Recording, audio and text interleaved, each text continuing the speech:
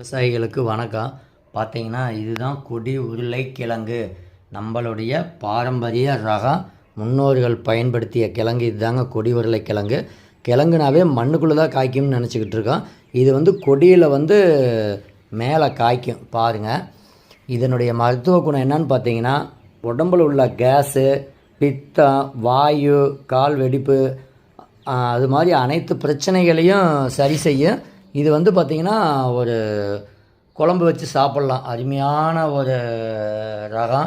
இந்த ரகம் ஒரு டைம் நம்மக்கிட்ட வந்துட்டால் இது நம்மளை விட்டு போகாது. ரெண்டாவது இது பார்த்திங்கன்னா நம்ம நிறையா விவசாயிகளுக்கு கொடுக்குறோம்.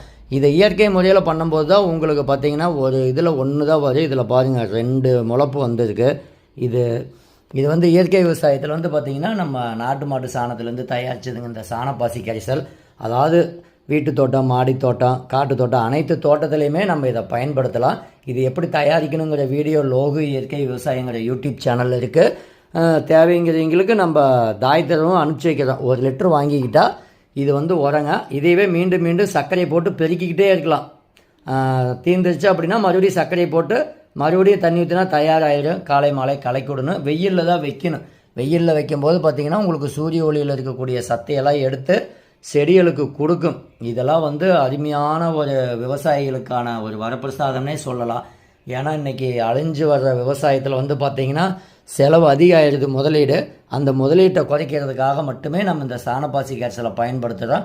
இதை வச்சு அனைத்து இடுபொருளும் தயாரிக்கலாம். மீனமிலம் தயாரிக்கலாம், என்பிகே தயாரிக்கலாம், வாழைப்பழத்தை வச்சு பொட்டாஸ் தயாரிக்கலாம், இலைதலைகளை வச்சு பூச்சி வெட்டி தயாரிக்கலாம், நுண்ணூட்டம் தயாரிக்கலாம்.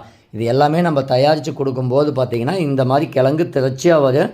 இதை பயன்படுத்துறதுனால தான் நம்மளுடைய கிழங்கு பாருங்கள் எந்த அளவுக்கு மண்ணே இல்லைனாலும் தளைஞ்சு வருது. ரெண்டாவது பாரம்பரிய ரகம்னாவே வரும். இருந்தாலும் இந்த அளவுக்கு நல்லா முளைப்பு திறனோடு வருது அப்படின்னா அந்த கிழங்கு எவ்வளோ எதிர்ப்பு சக்தியோடு இருக்கும்னு பாருங்கள். இதெல்லாமே நம்ம விவசாயிகள் வீட்டிலையும் வளர்த்துக்கலாம், காட்டிலையும் வளர்த்துக்கலாம். வளர்த்துக்கும் போது பார்த்திங்கன்னா நமக்கு ஒரு உணவாகவும் இதை வச்சே நம்ம அனைத்தையும் இந்த சாணப்பாசி கரிசல் மட்டும் இருந்துச்சுன்னா போதுங்க. மண் வளமான மண்ணாக மாறிடும். செடிக்கு எதிர்ப்பு சக்தியை கொடுக்கும். மண் போதுன்னு இருக்குது. மண்ணில் உள்ள சத்து, காற்றுல உள்ள சத்து, சூரிய ஒளியில் உள்ள சத்தையெல்லாம் செடிகளுக்கு எடுத்து கொடுக்கும். இது மட்டும் இல்லாமல் நம்ம யூடியூப் சேனலில் பாருங்கள், அனைத்து நாட்டு ரகங்கள் 5 அடி நீளம் வளரக்கூடிய சுரை, 5 அடி நீளம் வளரக்கூடிய புடலை எல்லாமே அரிய வகை ரகங்களாக தான் நம்ம வச்சுருப்போம். அது இல்லாமல் பார்த்திங்கன்னா இந்த கியூமிக்கு எண்ணெய் கரைப்பான், சமையலுக்கு பயன்படுத்தக்கூடிய எண்ணெயை நம்ம விவசாயத்துக்கு பயன்படுத்தலாம். அதெல்லாம் பயன்படுத்தும் போது தான் நமக்கு நல்ல ரிசல்ட் கிடைக்கிது. இது என்னுடைய அனுபவ பதிவுங்க. என்னுடைய அனுபவத்தை தான் லோக இயற்கை விவசாயங்கிற யூடியூப் சேனலில் போடுறோம்.